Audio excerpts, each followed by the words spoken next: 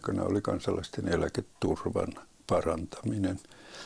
Ja siinä onkin hyvin paljon päästy eteenpäin. Kaiken taustalla on tietysti eläkeläisten ihmisarvon puolustaminen ja arvokkaan vanhuuden takaaminen kaikille kansalaisille.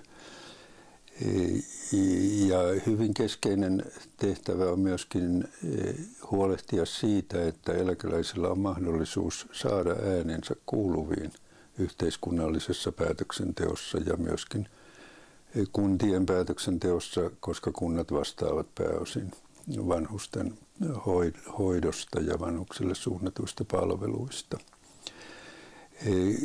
Monissa tutkimuksissa on todettu, että eläkeläisten suurin ongelma Suomessa on yksinäisyys.